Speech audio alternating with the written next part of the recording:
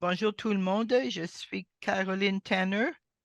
Je suis à Ottawa, en Ontario, et le territoire non cédé du peuple algonquin. Mon expérience, c'est que je suis avocat dans les droits de la personne et je travaille euh, pour appuyer les gouvernements à Népal, Uganda et plus récemment en Thaïlande. Et mon domaine est sur les droits de la personne et de se servir des droits de la personne comme outil pour créer euh, l'équité, la diversion et l'inclusion dans le milieu du travail. Et j'ai hâte de jaser avec vous aujourd'hui. Il est bien d'être là aujourd'hui. Il est bien parce que j'arrive tout juste du Thaïlande. J'ai passé une semaine, la semaine dernière, à travailler avec le ministère des Protections des droits de la personne, avec le ministère de la Justice, pour examiner comment ils peuvent créer un plan d'action pour faire la promotion de l'égalité, de l'inclusion pour les gens qui font partie de la collectivité LGBTQ euh, dans leur main-d'œuvre. Alors, c'est important d'apporter cet élément à la discussion que nous avons sur l'égalité des genres, parce que quand on parle de l'égalité des genres, on doit éviter toujours de parler d'une façon binaire homme-femme. On doit reconnaître et protéger ceux qui souffrent de la discrimination à cause de leur identité de genre, euh, leur expression de genre ou leurs caractéristiques sexuelles. C'est très important. C'est une initiative très importante et je pense que c'est intéressant parce que le Canada est chef dans un encadrement ju- juridique pour protéger les gens, leur identité, leurs caractéristiques pour qu'ils évitent la discrimination à partir de notre charte, les droits de la personne, le code en Ontario, toutes ces choses précisément énumèrent et donnent la protection à ceux et celles euh, basés sur le sexe. Et ceci inclut l'identité des gens, l'expression des gens et l'orientation sexuelle. Les cours ont appuyé ce principe. Alors, quand on va dans un autre contexte, on va d'une place, un pays, le Canada, qui utilise les meilleures pratiques en droit de la personne pour protéger les gens qui sont diverses. Et je pense qu'il est important d'insérer cela dans un contexte tout à fait différent. Et ce qui est positif, c'est que on l'a exigé. C'est le gouvernement du Thaïlande qui l'a demandé. Il y a une volonté politique de le faire. Mais la différence au Thaïlande, c'est que l'encadrement législatif n'a pas la force ne fournit pas la protection forte. Il regarde la volonté politique qui existe dans le ministère de la Protection de la personne et le ministère de la Justice et d'imaginer comment on peut avancer dans leur contexte et qui va fournir les avantages maximum pour encourager la durabilité à long terme de ce programme. L'approche que j'ai prise, c'est de prendre une approche de droit de la personne. Et pour moi, ça veut dire l'égalité et la non-discrimination, la participation, l'inclusion et la transparence. Et si on regarde ce qui existe à l'intérieur du ministère des droits de la personne, ce que je pense qui est intéressant, c'est qu'au Canada, on parle des idées, la diversité, l'égalité, la diversité et la discussion est très avancée. Mais je pense que ce qui est bien dans cette discussion, c'est ce qui est fixe. Trois, l'équité, diversité et l'inclusion. Et les trois s'intersectent, euh, arrivent à l'appartenance. Et l'appartenance est la raison pour les droits de la personne, que chaque personne a une certaine dignité, un respect et la capacité de travailler d'une façon où ils ne vivent pas la discrimination et qu'ils ont un sentiment d'appartenance. Alors, ce que je fais, c'est de regarder la question d'équité. C'est les règles qu'on met en place pour créer un terrain de jeu égal. On en a parlé plus tôt, de mettre en place des règles les règles qui vont intentionnellement enlever les barrières à cause de la façon que les gens sont, leur sexe, leurs caractéristiques, leur identité sexuelle, leur genre. Si on regarde la diversité, c'est un fait. C'est à savoir si on a présentement une main-d'œuvre diverse, telle que d'expérience, une diversité d'identité, une diversité de gens à l'intérieur de la main-d'œuvre. Et puis, on regarde l'inclusion. L'inclusion, c'est les gestes qu'on pose. Qu'est-ce qu'on fait pour créer un milieu où les gens peuvent embarquer d'une façon active et avoir une voix, être inclus dans les décisions prises qui les influencent directement. Alors, si on regarde l'équité et la diversité ensemble, mais sans l'inclusion, ça sert à rien.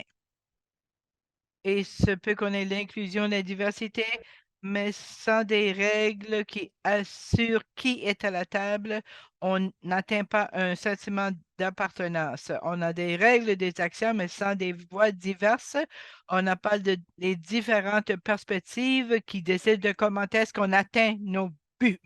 Alors, ce que je faisais avec mes collègues au ministère de la Justice, j'ai apporté cette perspective.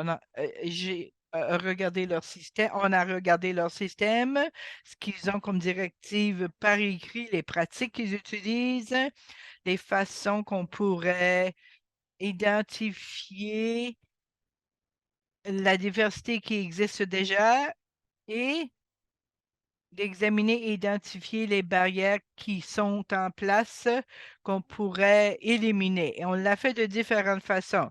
Un concept principal est de d'assurer que les gens qui, qui sont impactés ont une voix. Avec mes collègues au ministère de la Justice, on a eu une réunion où les employés qui s'identifiaient comme membres de la collectivité LGBTQ pourraient partager leurs propres expériences. Et ils l'ont fait et ils ont été très ouverts.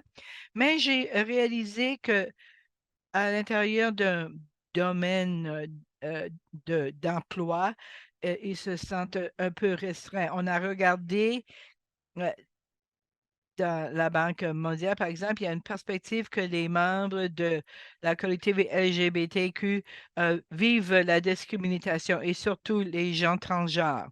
Alors, j'ai pensé que c'était intéressant d'essayer d'être plus ouvert, d'avoir une perspective plus ouverte, euh, des organisations qui travaillent surtout avec l'avancement des droits. euh,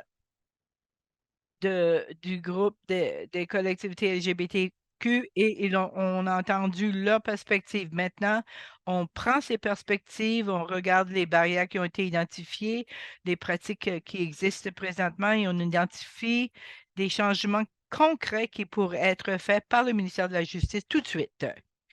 Et à terme moyen et à long terme pour faire la promotion et, et l'inclusion dans le domaine de la travail, du travail. Ceci dit, à l'intérieur de ce ministère de la Justice, on parle de l'inclusion sociale, mais ce n'est pas protégé par écrit. Il n'y a pas de directive formelle. L'encadrement législatif et dépend beaucoup sur les personnalités des gens qui sont gestionnaires. Alors, comment euh, assurer que cette culture est durable? On doit imiter les meilleures pratiques dans leur ministère et y ajouter des façons de mesurer, de surveiller à long terme. C'est comme ça qu'on peut euh, inclure une certaine transparence et de demander au gouvernement national, autres ministères, autres départements pour voir l'impact positif qui en ressort. Le ministère des Libertés de la personne et de la protection a écrit et récemment commencé un plan d'action pour les droits de la personne qui parle directement du monde du commerce qui prennent des actions contre la discrimination et ont lancé un plan d'action sur les droits de la personne en gros. Alors, je pense que c'est une occasion d'utiliser les meilleures pratiques qui existent. C'est un potentiel immense et je pense que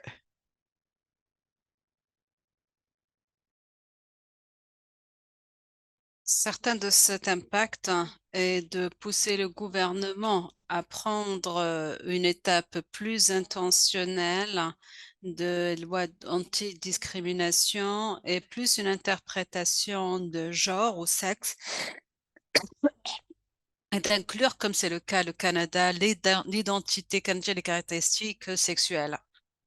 Donc, ce que nous faisons actuellement est donc de les encourager à définir les éléments portant sur le sexe ou le genre pour dire ceci, comprend notre interprétation de cela, comprend la protection contre la discrimination basée sur l'identité du genre en mettant une définition car ce n'est pas un terme connu.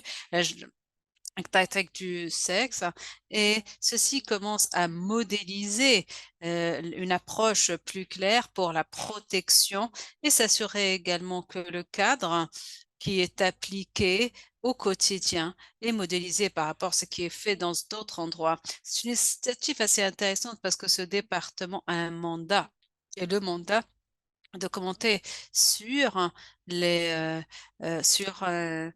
au sein du gouvernement et également un mandat de mettre en œuvre de nouvelles lois. Donc, nous travaillons avec le département juridique pour élaborer des directives et des priorités de plaidoyer pour que le plaidoyer qu'ils font en intérieur vers l'extérieur soit sur la promotion d'un changement à travers tous les départements gouvernementaux, tous les départements. Je n'ai pas autre chose à rajouter. Je pense qu'il est très important de reconnaître qu'un plan d'action est juste un plan, n'est-ce pas? Il ne s'agit pas de quelque chose qui est mis en œuvre. C'est plus une promesse, hein. C'est un point de départ et non pas un point d'arrivée. D'accord? Donc, il existe notre défi aujourd'hui et ici est de s'assurer que ce que je propose soit une meilleure pratique qui soit faisable et possible dans n'importe quel contexte. Et qu'il s'agit d'une chose qui est réaliste. Et je pense qu'on peut cibler la perfection, mais l'objectif étant est d'avoir quelque chose d'aspirationnel, mais quelque chose de pratique et guidé par l'expérience canadienne. Et je pense que dans ce cadre, il est important et d'anticiper les obstacles qui peuvent être mis en place et comment les gouvernements locaux et aider les autorités locales ou collectivités locales à anticiper leurs réponses.